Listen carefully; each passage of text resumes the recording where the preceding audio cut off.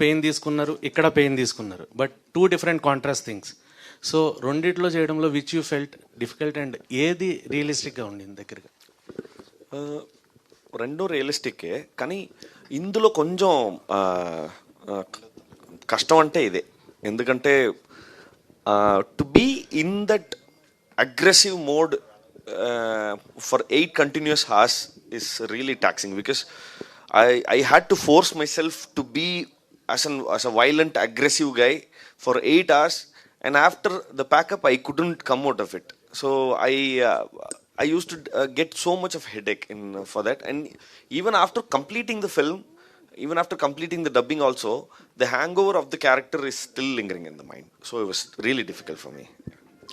SKN గారు, మొన్న Allu fans అందరి ముందు ఉల్లు సిరీస్ల గురించి మాట్లాడారు కదా, అసలు ఉల్లులో ఏమొస్తాయి ఏంటి అనేది ప్రాపర్గా ఎప్పుడైనా చూసారా? లేదంటే అవి కరెక్ట్గా ఎంచుకోవడానికి రీజన్స్ ఏంటి? బాగా కనెక్ట్ అయ్యారా అలాంటి పాత్రల కోసం? నేను స్టేజ్ ఎక్కే ముందు ఫ్రెండ్ అడిగితే మంచి ఫ్యామిలీ రిలేషన్స్, కుటుంబ బాంధవ్యాల గురించి, వాటి గ్రేట్నెస్ గురించి ఉంటుంది యాప్లో అని చెప్పారండి. కుటుంబ సంబంధాలు కాదు సార్, లైంగిక సంబంధాల గురించి, తర్వాత ఇల్లీగల్ అఫైర్స్ గురించి ఉంటాయి అందులో. డిజైర్స్ కోసం అవన్నీ ఉంటాయి. నాకు తెలియదండి, నాకు ఫైర్ తెలుసు, ఎఫ్ఐఆర్ తెలియదు. అందులో డిజైర్స్ ఉంటాయి సార్. తెలియదండి డిజైర్స్. అందుకే మీరు అలా స్టేట్మెంట్ పాస్ చేయడానికి రీజన్ ఏంటి? ఫ్యూచర్ లో మేము ఉల్లులో మిమ్మల్ని ఎక్స్పెక్ట్ చేయొచ్చు? రైమింగ్ బాగుంది, టైమింగ్ బాగుందని వాడాను తప్ప నాకు అలాంటి ముళ్ళు గుచ్చే యాప్స్లోకి వెళ్ళాలని లేదండి. Thank you. ఓకే. మారుతి గారు, మీరు ఒక మంచి డైరెక్టరు, మంచి సినిమాలు తీస్తున్నారు. అయితే ఈ సినిమాకి సంబంధించి ప్రమోషన్స్లో ఎక్కడ డైరెక్టర్ కనిపించట్లేదు. ఒకవేళ డైరెక్టర్ ఉంటే కనుక ఆయన సినిమా గురించి కొంచెం బాగా ఎక్స్ప్లెయిన్ చేసుకుంటారు కదా. అంటే ఫస్ట్ టీజర్ లాంచ్కి వచ్చారండి ఆయన. అక్కడ చెన్నైలో అక్కడ ఇంటర్వ్యూస్ ఇవ్వాలి కదా వాళ్ళకి, రేపు రిలీజు.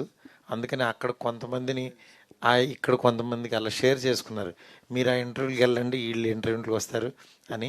ఎందుకంటే ఇక్కడ ప్రమోట్ చేయడానికి మెయిన్ డైరెక్టర్ కంటే కూడా మనకి క్యాస్టింగ్ ఇంపార్టెంట్. ఇక్కడ మేము జనంలోకి తీసుకెళ్ళడానికి మేము ఉన్నాము.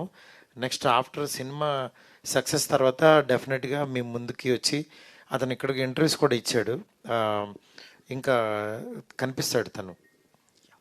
థ్యాంక్ యూ గారు. సార్, మీరు బేబీ హిందీ రీమేక్కి కల్ట్ అనే టైటిల్, మీ బ్రాండ్ టైటిల్ రిజిస్టర్ చేయించారండి, నిజమేనా?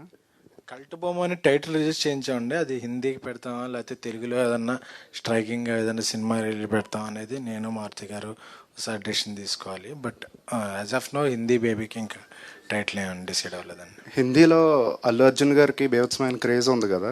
అవునండి. సో మీ బేబీ హిందీ రీమేక్ ప్రమోషన్స్ ఆయనతో చేయించే అవకాశం ఉందా?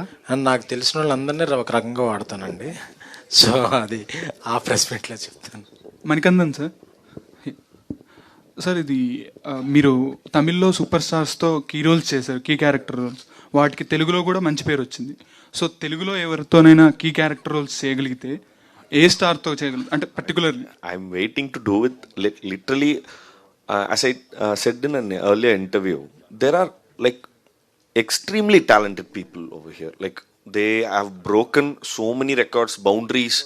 So it is their decision, not mine. They have to call me. If they call, then next second I'll. Then who is your favorite? Everyone.